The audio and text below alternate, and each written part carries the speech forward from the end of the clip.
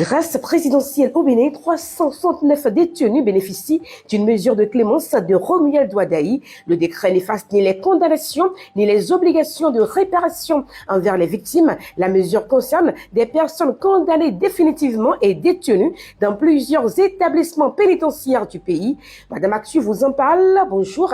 Nous sommes le dimanche 2 août 2026. Sendwave est une application de transfert d'argent sécurisée. Vous pouvez envoyer de l'argent du Canada, des États-Unis, de l'Europe vers tous les pays d'Afrique. Et pour le Bénin, vous recevez directement votre argent sur votre compte Mobile Money.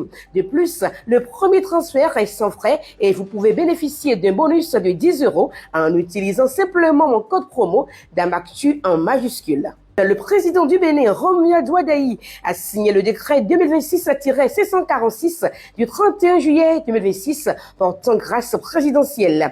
Pris après avis motivé du Conseil supérieur de la magistrature, le texte accorde cette mesure de clémence à 369 personnes condamnées par des décisions judiciaires devenues définitives et détenues dans plusieurs établissements pénitentiaires du Bénin. Selon le décret, la grâce porte exclusivement sur la peine privative de liberté restant à exécuter. Elle n'efface ni la condamnation, ni les autres obligations mises à la charge des bénéficiaires. Le texte précise notamment que les personnes condamnées pour des faits de détournement de deniers publics ou d'infractions portant atteinte aux finances publiques demeurent tenues de rembourser les sommes concernées, de s'acquitter des amendes ainsi que des frais de justice.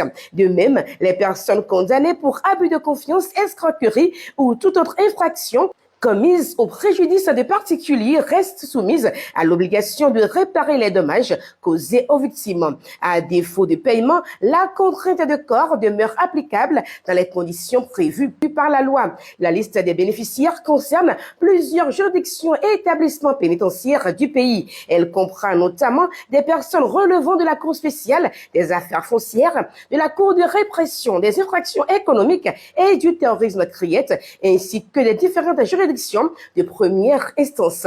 À suivre tous les détails, c'était Madame Actu. Abonnez-vous, qui a l'information à le pouvoir.